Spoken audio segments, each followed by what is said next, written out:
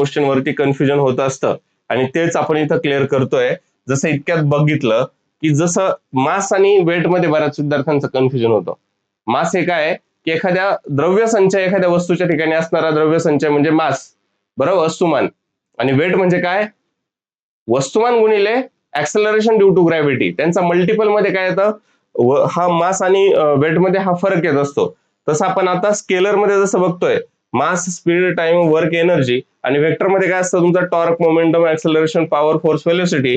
तसंच विद्यार्थ्यांनो तुम्ही जसं काही विद्यार्थ्यांच्या या छोट्याशा टर्म ज्या आहेत आपण ते पण बघणार आहोत आता, की ऍक्सेलरेशन आणि व्हेलोसिटी मध्ये काय फरक आहे, बरोबर.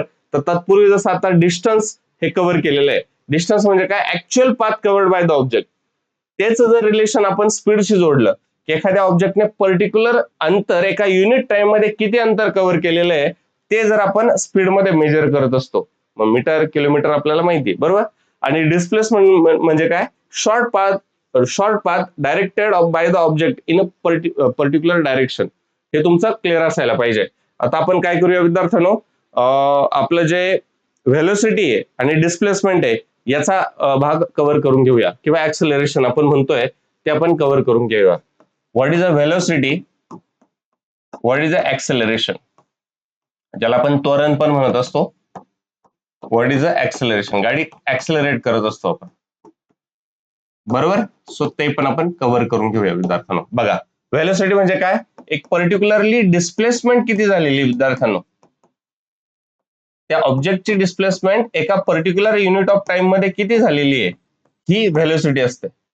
आणि इंटरव्हल जर आपण बघितला, नीट लक्षात घ्या, व्हेलोसिटी म्हणजे काय, change in velocity, change in velocity with respect to time. हे बऱ्याच जणांना माहित असायला पाहिजे.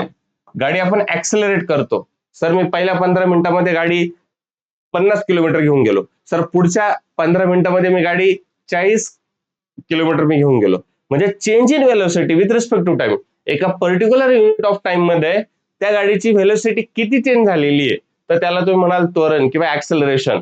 आणि एका पर्टिक्युलर टाइम मध्ये त्या गोष्टीने डिस्प्लेसमेंट, म्हणजे जे आता इतक्यात आपण बघतो विद्यार्थ्यांनो, ऍक्च्युअल अंतर एका पर्टिक्युलर डायरेक्शनने घेऊन गेलेलं आहे, डिस्प्लेसमेंट, शॉर्टेस्ट पाथ, बरोबर.